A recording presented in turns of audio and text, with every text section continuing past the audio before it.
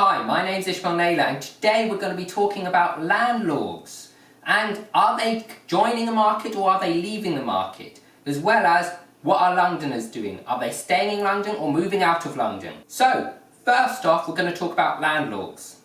Now, what are landlords doing? Do you think they are increasing or do you think they're decreasing with the current uncertainty in the property market and the fact that there's Section 24 and all the other property implications that are making it harder for landlords to keep the standards of the properties up because of all the new selective licensing, the new rules and regulations, and the higher stamp duties, for example, which have just come in Wales, where they now have to pay a 4% surcharge on stamp duty rather than the normal 3%, which is now in line with Scotland. I'm sure England is likely to follow as well. So, according to reports from Landlord Thompson, estate agent, over the last 5 years, the number of landlords in the industry has gone up by 49%. Now there is an estimated 2.7 million landlords in the UK. Most of these are likely to be landlords with one property, some with two properties. But what does that say? Over the last 5 years, landlords have decided to join the property industry as a buy-to-let. Now, that suggests to me that it's because all the other investment opportunities, stocks and shares, bonds, cryptocurrencies, hedge funds, all these assets that you can invest in, they're seeing that they're not as safe as property. As they say, they're not as safe as houses. And this is why people are moving into the property industry and becoming landlords, even with new restrictions. They're saying, well, we'll bite the bullet, we'll stick to the new restrictions. They might be more difficult, they might be harder, but it doesn't matter. Why doesn't it matter? Well, it doesn't matter because the return on investment in property is great. It always has been, and it's likely to always stay that way. As Samuel League says, the property industry is always going to go up. Why? Because we're on an island and there's a limited amount of space and we can't build more space.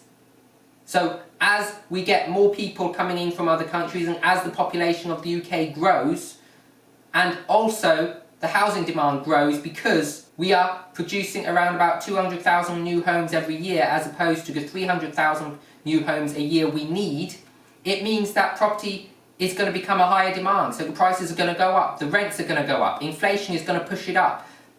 Property prices are just going to continue to rise over time and people are starting to see that, so people are starting to invest in houses. That is why there's a 49% increase in the housing market in just 5 years.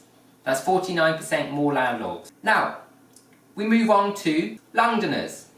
What are Londoners doing? Well, the study suggests that Londoners have actually bought a massive proportion of properties outside of London. Londoners have bought 6.9% of properties in the first quarter of 2020. That equates to 24,480 properties that have been bought by Londoners outside of London. On top of that, 7.8% of properties were bought by Londoners outside of London, which accounts to another 49,470 properties bought by Londoners outside of London. That's a total of 74,000 properties which have been bought by Londoners outside of London, which means that the Londoners have been moving outside of London. This is quite a high proportion of properties in the UK, considering that we're looking at 7% of properties have been bought by Londoners outside of London, which means that the surrounding areas of London are actually a high demand area.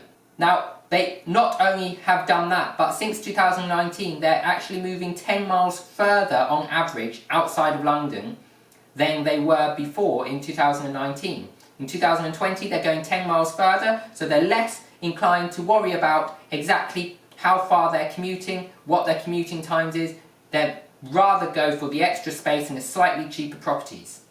So what areas are these actually covering? So the areas are Cambridge to the north, Colchester to the east, Brighton to the south, and Didcot to the west, with an average spend of £375 £375,000 or £374,000 the average Londoner is spending on a house. So they expect this trend to continue until the London house prices either start dropping or start flatlining, and they expect that to continue until the middle or the second quarter of 2021.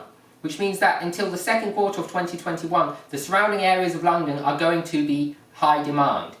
When they expect the house prices to flatline or possibly start dropping in the second quarter of 2021, then they expect that the Londoners are going to start rebuying in London or staying in London, so the house prices in London will then start to go back up. So what this means as far as I'm concerned is that from now until the middle of 2021, London is a good place to do buy, refurbish, refinance. The reason being, if you buy in London now, the prices are on their down or flat line, you'll get a good bargain. If you hold that property until 6 months, a year's time, then at that time, which could be a big refurb, by the time you complete the sale and do a big refurb, it could be around about 6 months. They expect the prices to be on the turn. Now, if the prices are on the turn, they're on their way up, then what's going to happen is your price is going to be valued up, and therefore on a remortgage you're going to be getting a higher value for the property. And so a BI refurbish refinance property in London is a very good time to go in now. There's a lot of people I've been speaking to, are Londoners, are actually moving outside of London because they're saying the returns aren't there. Yes, I understand the returns aren't there, but as a flip, I believe London is starting to look like a good opportunity. You might want to wait a couple of months, but you want to get in before the stamp duty holiday ends. And that doesn't mean buy before the stamp duty holiday ends, that means agree a sale before the stamp duty holiday ends, because it's unlikely, unless you are a very quick cash purchase, that you're going to be able to meet the stamp duty holiday. So put an offer in, get it accepted, and start the sale procedure before the holiday ends. You're going to get a good price, and you're likely to get a revalue at a higher price because the market will start being on the recovery by the time the refurb is done if you're going for a full big refurb.